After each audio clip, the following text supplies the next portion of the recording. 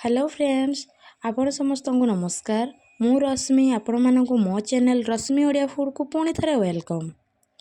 आज मु आपण मानक पई माणबसार रेसिपी नहीं के आछि जोड़ा कि हमर महालक्ष्मी को आमे अर्पण करिथाउ मार्गशीर मास पई।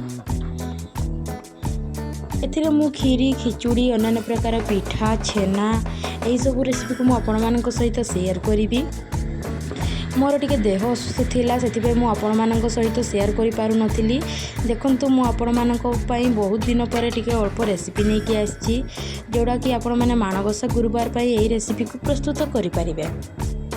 आपण मानक सहित मु शेयर भी मध्य करिछि पूर्वरु खिचुड़ी रो रेसिपी गोटे शेयर करिछि जोड़ा कि आमे प्रेशर कुकर रे करथाउ।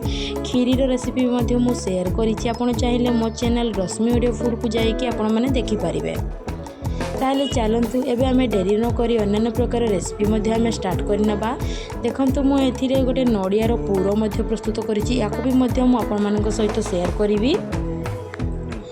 ताले चलतु डेरी न करी कि आमे एबे स्टार्ट करनबा महालक्ष्मी प्रसाद।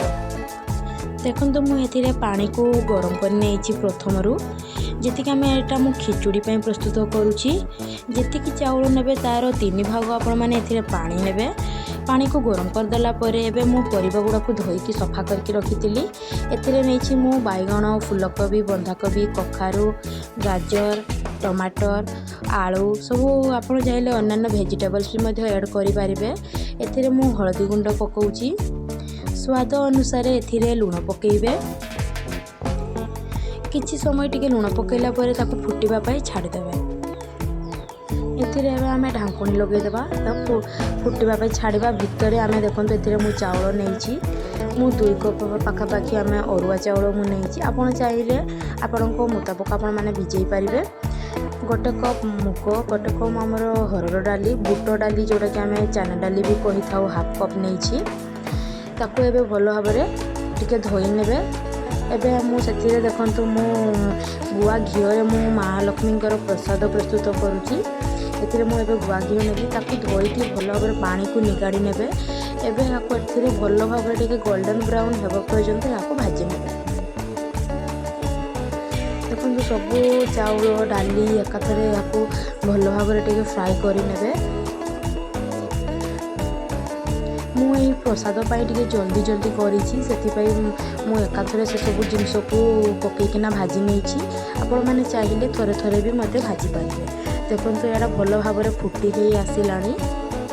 आसीगला परे चाउल को पकेकी हमरो खिचुड़ीटे प्रस्तुत करि नेबे फ्रेंड्स। हेई जिबा भितरे एबे मु लास्ट आमे छुको पकेबा जा कि जीरा एवं जीरा को आमे भाजी की ता ऊपर एबे गुंड करिकी पकाउछे। छुंको रे आमे एबे एथिरे जोड़ा हमर भुसुंगा पत्र आमे गुआ घियो देइकिरी अल्प टिके जीरा देइकी पकेकी ताको एबे मु छुंको करनेली प्रस्तुत हेई गला हमर खिचुड़ी मांकर प्रिय खिचुड़ी। एबे देखंतु मु एथिरे छेना पानी प्रस्तुत करूछि। क्षीर 1/2 किलो पाखा पाखी क्षीर नेबे। क्षीर टिके गरम ही आसिला पर पूरा पूरी भलो भाबरे क्षीर को बॉयल कर नेबे। फुटिबा पर्यंत क्षीर को बॉयल कर नेबे। देखंतु क्षीरटी पूरा पूरी फुटी हे आसिलानी।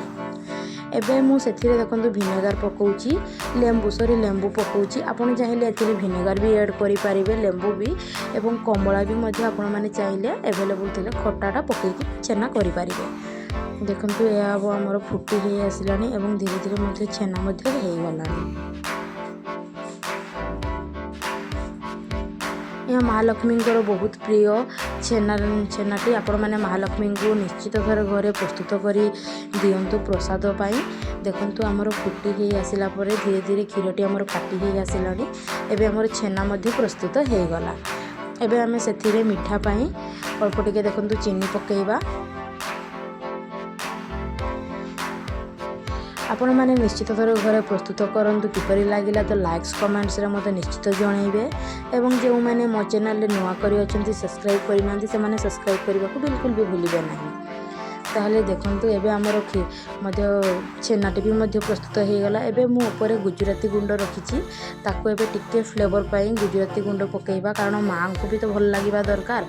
देखंतु एबे आमे एथिरे खीरी मध्य मु प्रस्तुत करि नेछि। आगरो मोर खीरी रे रेसिपी भी पूर्वरु अपलोड हेकरी रहिछि।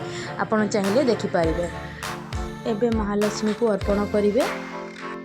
ଘରେ ଝୋଟି ଚିତା ସବୁ ପକାଇକିନା ଆମେ ମାଆଙ୍କୁ ପୂଜା କରିବା ଏବଂ ଯେଉଁ ଭୋଗ ଆମେ ପ୍ରସ୍ତୁତ କଲେ ତାକୁ ମଧ୍ୟ ମାଆଙ୍କ ପାଖରେ ଲଗେଇବେ। ଆପଣମାନଙ୍କୁ ମୋ ଭିଡ଼ିଓଟି କିପରି ଲାଗିଲା ନିଶ୍ଚିତ ମୋତେ ଜଣାଇବେ ଏବଂ ଆଗକୁ ମୁଁ ଆପଣମାନଙ୍କ ପାଇଁ ବିନା ପିଆଜ ରସୁଣରେ ହିଁ ଅନ୍ୟାନ୍ୟ ରେସିପି ନେଇକି ଆସୁଛି। ତାହେଲେ ଏମିତି ମୋ ସହିତ କନେକ୍ଟ ଥାଆନ୍ତୁ। Thank you friends. ଆପଣ ସମସ୍ତଙ୍କୁ ବହୁତ ବହୁତ ଧନ୍ୟବାଦ ମୋ ଭିଡ଼ିଓଟି ଶେଷ ପର୍ଯ୍ୟନ୍ତ ଦେଖିଥିବାରୁ। Thank you.